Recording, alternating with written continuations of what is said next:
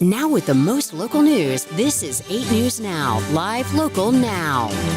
10 o'clock here. Welcome to the 8 News Now streaming channel. It is 8 News Now at 10 on the streaming channel. I'm John Langler. Good morning, everyone. How are you all doing? It is cold. I am Ozzy Mora. Thank you so much for joining us. Hope you're either working or cuddled up under a blanket, something. Well, I bet a lot of folks were still asleep when Yeah. I came to work certainly this morning, and it was raining outside. It was windy, still breezy out, but man, the mountains look beautiful right now. It's gorgeous. Oh, yeah. My daughter was pointing to them when I was driving her to school, and I didn't realize until I looked. I was like, wow, so gorgeous. But there was a situation that happened this morning. Yeah, so, the rainy weather, the windy and the snowy weather did cause some problems this morning. Here's what we saw during the morning commute.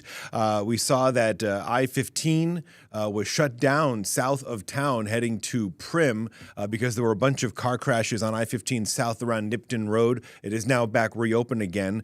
This is some of the snow that we saw earlier this morning. This is around Mountain Springs. That's the highway between Las Vegas and over to Pahrump. And you can see just right off the highway, plenty of snow up there. They've plowed it. Everything's fine now. But this morning, it was a little dicey. Lee Canyon had to delay their opening this morning. They got 22 inches of snow. Love to see that. So people are up there now getting ready to ski. Most importantly, though, Red Rock Loop is closed until about 11 o'clock. So for another hour or so, if you want to go and hike and take pictures, if you have a reservation, of course, you should be able to later today. Yeah, you have to make a reservation. Usually. Also for Harry Reid Airport, I know some people may be flying now. At last check, I did see about 45 delays. Again, keep in mind, this changes all the time. As for cancellations, Daryl, were you able to get that number? 2 cancellations per Daryl out here. So, it's always a bit of a shock for some people when the desert turns into a winter wonderland, even though we love it. We love it, even though it does happen. But, safety definitely comes first. So, yeah, please be safe out there. So a slick morning commute, like we were talking about, and possibly more rain ahead. So that's where we're bringing Sherry to give us an update. Hey, Sherry. Hi, guys. The vistas, the views around the valley with all the mountains, as you talked about, it was like powdered sugar. Oh, the just best. all around the valley. So cool. Yeah. Now, another downside to all that wind last night was that the lunar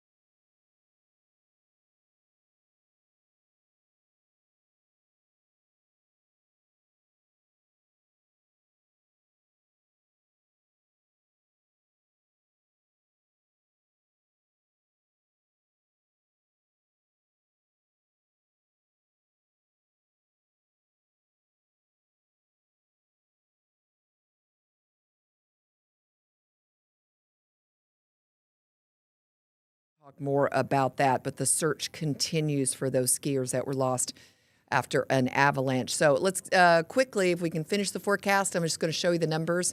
If we can't do that, I'll just tell it to you. 53 today. It's going to be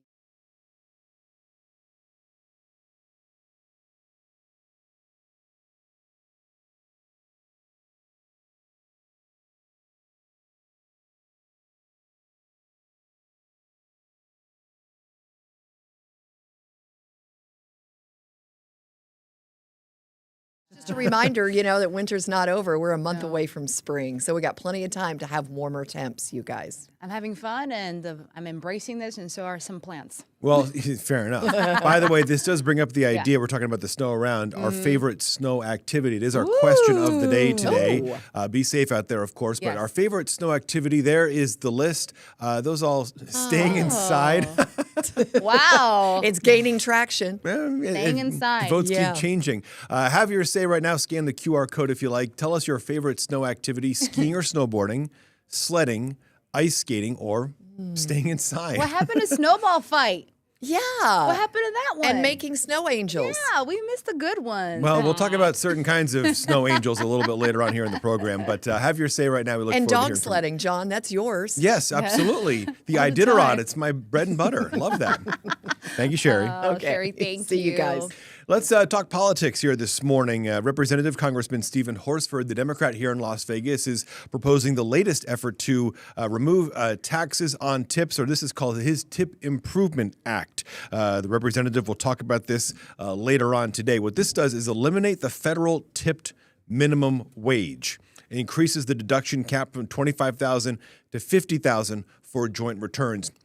All of it part of the ongoing effort to incentivize or to help people that make money on tips, that work off of tips, to not have it taxed so much, to have them have more money in their pockets, essentially. This has been something that's been in the works ever since, at the time, candidate Trump brought up no taxes on tips during his election campaign.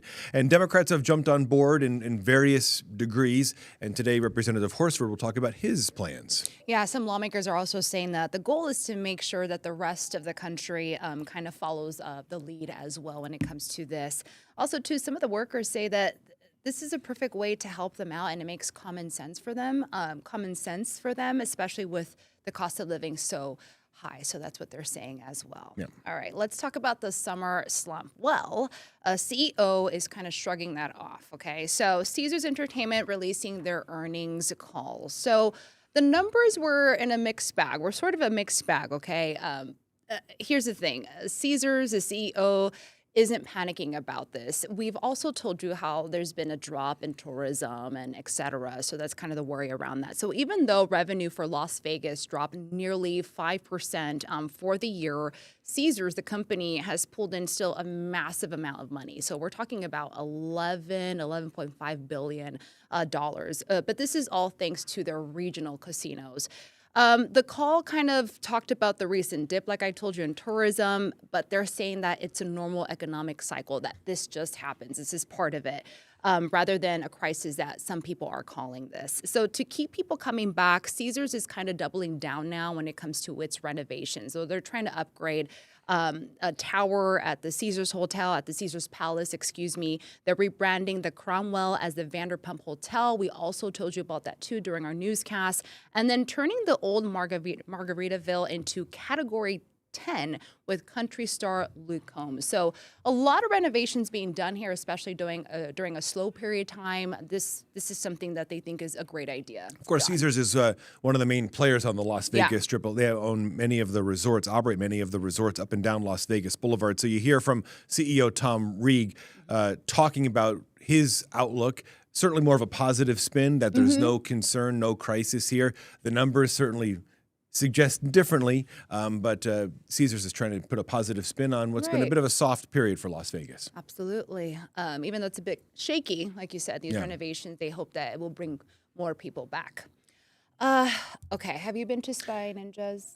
I've not been there, but I'm aware of it, and this is a wild story. Yeah, so a dangerous fall at Spy Ninjas. So this is the one near Buffalo and Sahara from what I read on this. A scary situation caught on video. A 10-year-old boy named Knox was celebrating his birthday, a birthday party, when, according to the family, this is what they're saying, and we saw in the video, he fell more than 20 feet, this is Knox right here, from a zip line onto concrete. So if you haven't been to Spy Ninjas, the entire place, there's no cushion in that area. It's all concrete. And that zip line, especially for a little one, I mean, it's just so high up there. His family says there wasn't enough cushioning, like I mentioned, on the floor. And the video of the fall, of course, is so traumatizing for the family to see that they just can't see it any longer. Knox is recovering and from a concussion, according to the family, and a reporter was able to interview a family member. Able to let him like go to sleep or anything like that, but yeah, when he fell, he landed like straight on his back and his head, so he had like a huge knot in the back of his head, and it wasn't any blood or anything like that, thankfully, but yeah, he definitely had a concussion, yeah. Yeah, because that was so heartbreaking. I believe that his uncle, our reporter Jasmine Wolk, has been working on this story, and she'll be interviewing a nurse today to talk about this situation, John. Yeah, 20-foot fall. We did try and reach out to Spy Ninjas, the company, the owners. We haven't heard back yet. So when we hear from them, certainly we'll bring that to you coming up. Next year on 8 News Now, we will talk about what Sherry was mentioning, that search for the missing skiers up around Lake Tahoe and school budget deficits. Stay tuned.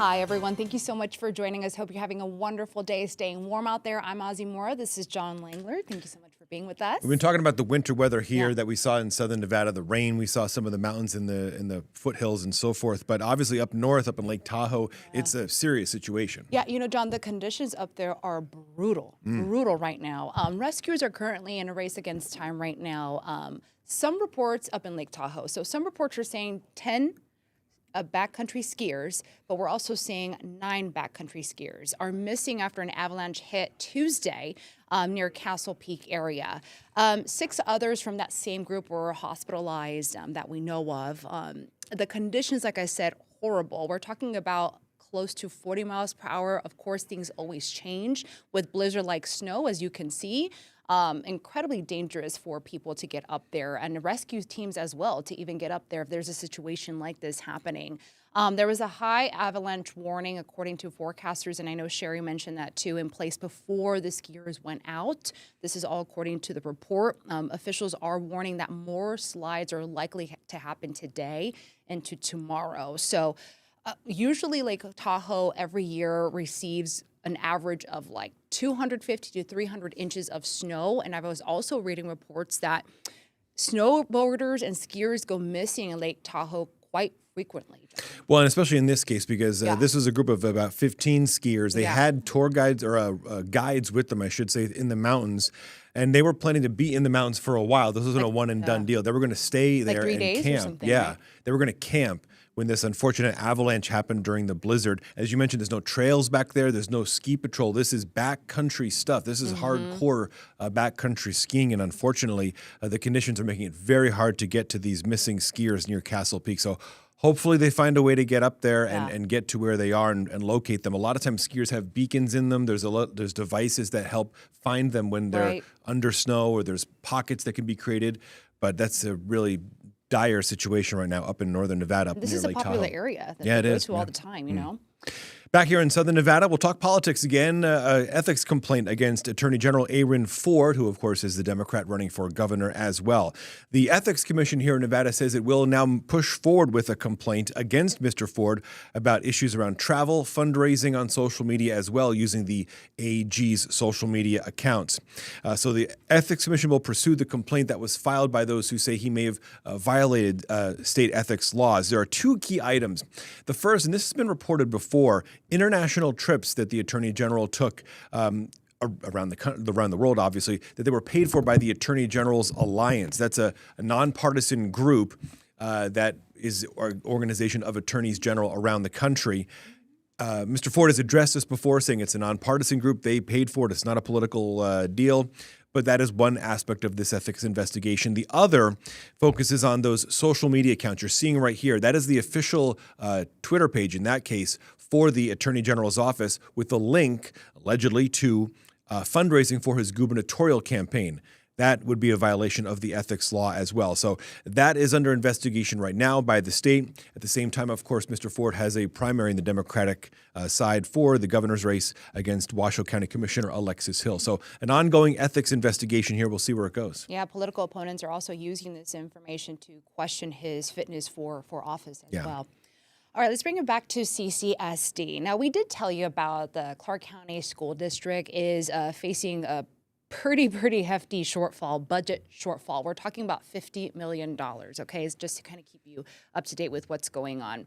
Basically, they're set to eliminate teaching positions at hundreds of schools by the end of the school year. So yesterday, Nevada school superintendents were at the legislature, and they didn't have great news.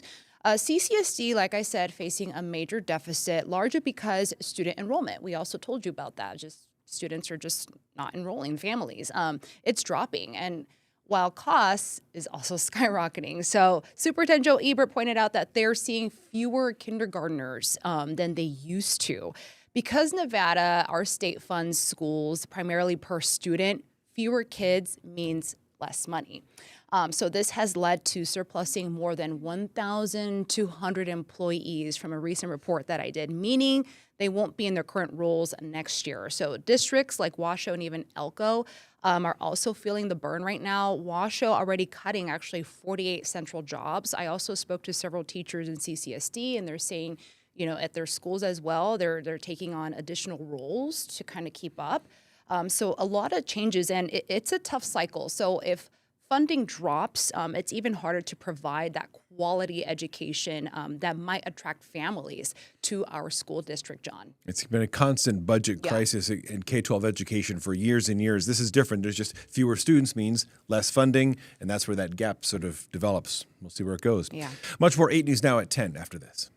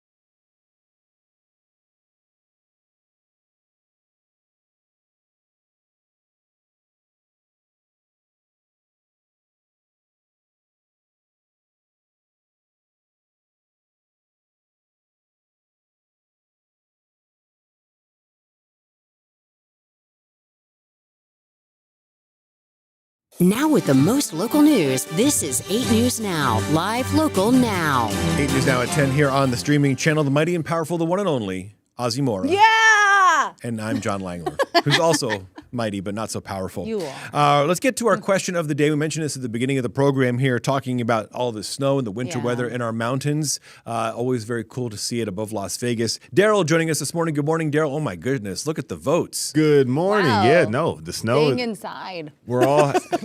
I don't mind those people. I probably would also, but I'm definitely team sledding. Team sledding. Okay. I can hurt myself too easily doing the other one. Sledding is mostly safe. Should be safe enough. But preference for you guys, I talked about it a little earlier with Sherry. Well, Go ahead. I'm a winter weather guy. I'll do all of them. I ski, I sled, I obviously play ice hockey, and I ice enjoy skates, staying inside too. That's good. Yeah. Which one's harder, John? Skiing Yeah. or snowboarding? I've never snowboarded before. Oh, I would okay. never want, I'm not a keen snowboarder. That takes balance, right? All of it does, All really. of it. I've never done it either. I just watch people. I like to just drink my coffee and watch when That's I the go move. I out. have been watching, yes. That's The the winter, no, I've been watching them. Ozzy, what's your move? Snowball fight. Okay. And then I do the sledding, but like I always end up falling out. Is Okay. that kind of? Yeah, well. I know I'm really clumsy sometimes. What about this? You talked about snow angels. You like Yes. making snow angels. I do. That's so much fun. Oh, that's the best. Great memories, a big bear. We look for the fun when we can in Las Vegas Yeah. with the snow because we get it so rarely, and we might actually get it in the valley tomorrow or the next Yeah. day. So we'll Yeah, see. we're Where going it to goes. get people out there, outside. Yeah. Stay inside. Thanks for voting, guys. Let's talk boxing. Yeah. A name that won't go away. Maybe Daryl, you can chime in on this as well. Manny Pacquiao returning to the ring. Manny Pacquiao, you may notice, is 107 years old, and he is returning to the ring. Roughly 100. Yeah, math is a little fuzzy there. He'll be boxing at the Thomas & Mack on April 18th. It's an exhibition match. He is 62-9-2. He's actually 47 years old. I guess the question, Daryl, I'm wondering is why in the world is Manny Pacquiao still boxing? You know, He he's can. not the only one. Yeah. There's allegedly a Floyd Mayweather, Mike Tyson exhibition. Ronda Rousey's fighting another MMA fighter who hasn't Right. fought in 10 years. So the fighters are coming out of the woodworks in 2026. But yeah, Manny Pacquiao's record 62-9-2. So he's got nearly 100 fights professionally in his career because not all of them are on his record. But he's going to add another exhibition one. His last fight was against Barrios out here a couple years ago. Okay. So Did he win? Wait, is he still the only boxer to win like 8 titles for 8 different? I would weight tag Chris class? Matthews for that one. Okay, let me tweet him right now. Give me Yeah, one we'll second. reach out. We'll do the math on that. He's a legend. Well, Manny, yeah, What's interesting though is this is at Thomas and Mack Center. which I Yes. like. It's Yeah, old school. Not the MGM or not T-Mobile or anything like that. It's a good event for the campus. Back in the day, you know, the all the boxing matches were either the Thomas & Mack, mainly MGM Grand Garden. They used to have the parking lot at Caesars before they built the Forum Shop. So Vegas loves a big fight night, and looks like Manny wants to get back in the ring. He is In getting April. back in the ring. He April is. 18th. All right. World class experience. I love that. All right, restaurants. Okay, I'm all about the restaurants. I have not been to this one though, so can't do believe not this. come at me if you are watching. Esther's Kitchen named one of USA Today's best spot. Wow. So it's in the Arts District. I know you go there. I've been to Esther's a million times. I was there before it opened. Okay, so you could talk about this. It's good. I hear Oh, it's really amazing. the vibe, attentive, like people are awesome there, the food, all of that. Tell us about your So experience. Esther's Kitchen is an Italian restaurant. It's moved now. It's in a second location. It's in the Arts District still, though, right on Main Street. Opened by James Trees back in 2018. It was one of the sort of forefathers of the restaurant bar revival in the downtown Arts District. There were others that came before, but Esther's really put the Arts District on the map. Esther's Kitchen, named after James Trees, the chef, the owner, his great aunt, who wrote him a check to get him into culinary school and started his whole culinary career. Esther's very deserving of this award. It's an amazing restaurant. And like I say, I remember before it opened, I used to get my hair cut next door. And the staff there used to get like sneaky tastes of like, James would be like, is this good? Is this good? And they're like, yes, it's amazing. So I got an inside track years and years and years ago. And now everybody knows Esther's is awesome. Yeah, I need to go. I've heard of it. I need to go. I tried booking like a reservation online. It's like weeks. Yeah. Weeks before you even get a spot in there. Yeah. Sneaky move, though. They have a little bar on the second floor, no reservation needed. Okay. Sneaky spot. You can't eat there, but you can do other things. Well, that's good to know. That's awesome. It's always wonderful to see, local spots getting this national recognition. So proud. Shout out to the Arts District. Absolutely. Thank you so much for watching us here on 8 News Now at 10. Enjoy the rest of your day. We'll see you back here tomorrow. Bye.